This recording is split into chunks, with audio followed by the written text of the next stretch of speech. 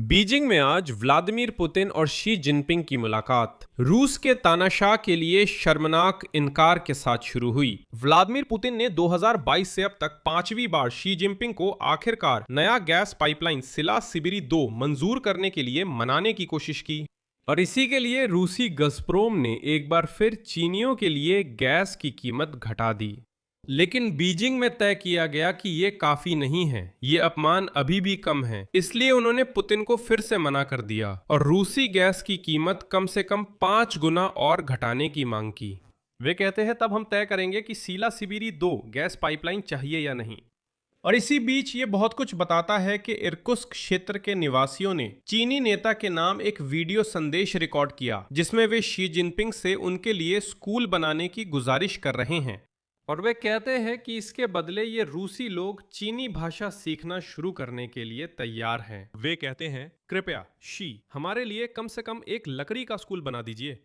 चीनी communist party के अध्यक्ष शी जिनपिंग को स्कूल निर्माण के लिए वित्तीय सहायता का प्रस्ताव भेजना जिससे जातीय सांस्कृतिक विविधता और चीन से सांस्कृतिक संबंध मजबूत हो। जैसे हमारा देश ताजिकिस्तान में स्कूलों को वित्तीय सहायता देता है, हम चीनी भाषा सीखना शुरू करने के लिए तैयार हैं क्योंकि हमें लगता है कि यह हमारे लिए वास्तव में बहुत जरूरी है। चीन से सांस्कृतिक संबंधों का विकास ही हमारे लिए एकमात्र विकास मार्ग है। व्लादिमीर पुतिन की बीजिंग यात्रा आधिकारिक रूप से शुरू हो गई। क्रेमलिन ने 40 दस्तावेजों पर हस्ताक्षर की घोषणा की, लेकिन मुख्य दस्तावेज फिर बिना हस्ताक्षर रह गया। रूस के राष्ट्रपति व्लादिमीर पुतिन ने 2022 से अब तक 5वीं बार शी जिनपिंग को आखिरकार नया गैस पाइपलाइन सिला सिबिरी 2 मंजूर करने के लिए मनाने की कोशिश की। ये गैस परियोजना जिसे पुतिन ने पहली बार 2015 में प्रस्तावित किया था और जिसे 2 साल पहले ही बनाना शुरू करने की योजना थी, तो अब ये एक बार फिर पुतिन के एजेंडे में शामिल किया गया है। इसके लिए पुतिन अपने साथ रूसनेफ्ट और गैज़प्रोम के प्रमुख इगोर सेचिन और एलेक्से मिलर, साथ ही 5 उप प्रधानमंत्री और 8 मंत्री चीन लेकर गए। इन सभी को चीनियों को हर तरह से खुश करना था और उनसे विनती करनी थी कि कृपया अब तो आप ये गैस पाइपलाइन सीला सिबिरी 2 स्वीकार कर लीजिए। सबसे मजेदार बात यह है कि हर साल व्लादिमीर पुतिन बीजिंग जाते हैं तो रूसियों को बताया जाता है कि ये प्रोजेक्ट पहले ही मंजूर हो चुका है। पिछले साल की आखिरी यात्रा के नतीजों के बाद व्लादिमीर पुतिन ने घोषणा की कि 50 अरब घन मीटर गैस सालाना क्षमता वाली सीला सिबिरी 2 गैस पाइपलाइन को मंजूरी मिल गई है। कानूनी रूप से बाध्यकारी समझौता ज्ञापन पर हस्ताक्षर हुए हैं जिससे चीन को गैस आपूर्ति जल्द 100 अरब घन मीटर प्रतिवर्ष हो जाएगी। पर चीनी पक्ष ने रूसी राष्ट्रपति के बयान की सार्वजनिक पुष्टि नहीं की। एक और साल बीता, कुछ नहीं बदला। 1 दशक से अधिक समय से जारी रहने के बावजूद 10 साल की बातचीत के बाद भी पुतिन और शी जिनपिंग मुख्य बात यानी गैस की कीमत पर सहमत नहीं हो पाए। परियोजना की निवेश शर्तें और पंपिंग की शुरुआत भी अब तक तय नहीं हो पाई हैं। पहले चीन ने गैस की कीमत को रूस के घरेलू स्तर तक लाने की मांग की थी, यानी लगभग $50 प्रति 1000 घन मीटर, जो यूरोपीय दरों से लगभग 10 गुना कम है।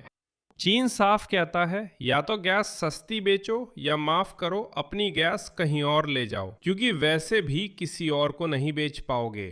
तो आप लोग वहां इतना अकड़ क्यों दिखा रहे हैं? तो आप ये गैस किसे बेचेंगे? या तो हमें बेचिए लेकिन बहुत सस्ते में, या फिर सब खत्म, अपना सामान समेटिए और चले जाइए। पिछले 10 साल से भी ज्यादा समय से व्लादिमीर पुतिन शी जिनपिंग को इस प्रोजेक्ट के लिए मनाने की कोशिश कर रहे हैं। इस साल व्लादिमीर पुतिन ने मध्य पूर्व युद्ध का मुद्दा भुनाने की कोशिश की। ईरान संकट और हार्मुज जलडमरू मध्य बंद होने से दुनिया की 20% तरलीकृत प्राकृतिक गैस की आपूर्ति रुक गई।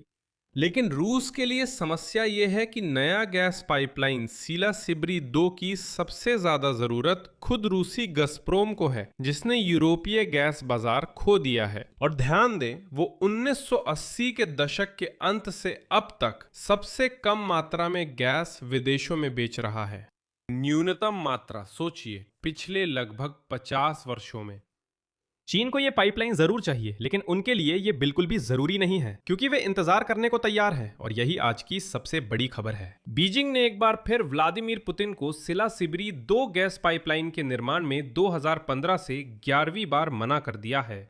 सूत्रों के मुताबिक गज़प्रोम ने अपनी गैस पर और छूट देने की पेशकश की है।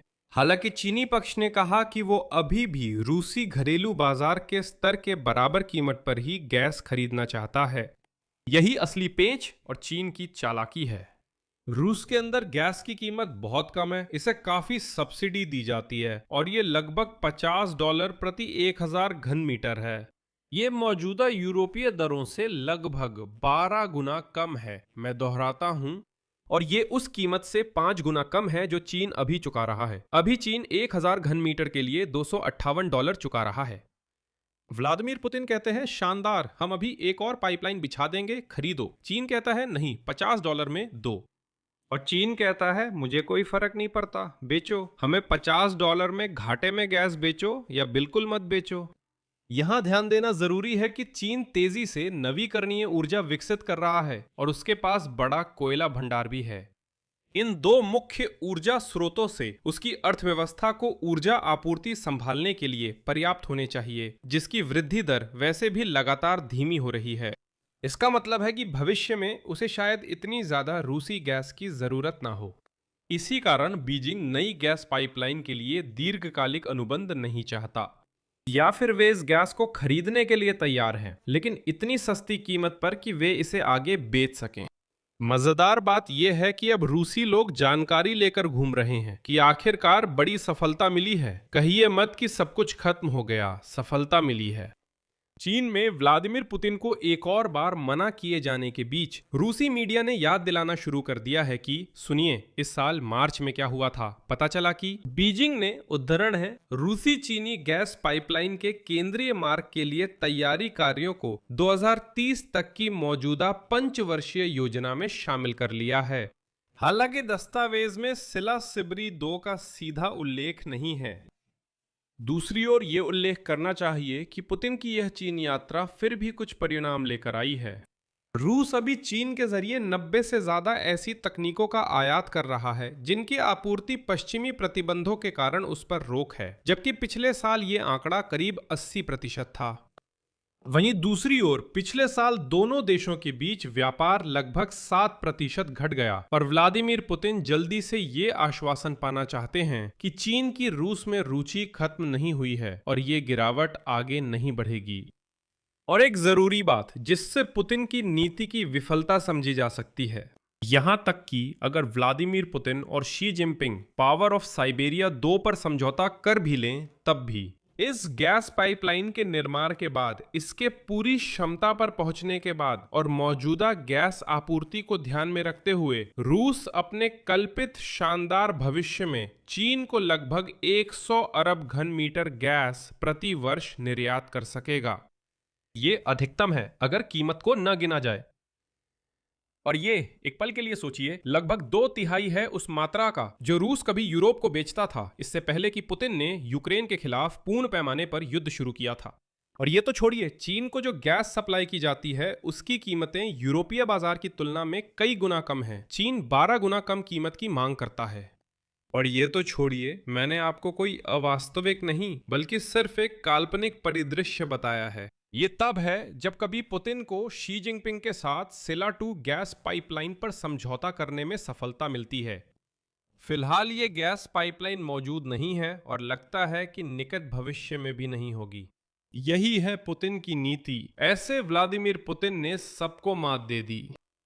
मैं यही रुकता हूं। अपनी राय और अपने निष्कर्ष नीचे कमेंट में लिखें। चैनल सब्सक्राइब करें, घंटी दबाएं और लाइक भी करें। अगर आप इस YouTube चैनल के काम को सपोर्ट करना चाहते हैं तो आप इस वीडियो के डिस्क्रिप्शन में दिए गए लिंक और डिटेल्स के जरिए डोनेट कर सकते हैं। बस इतना ही। अपना ख्याल रखें। सबको अलविदा।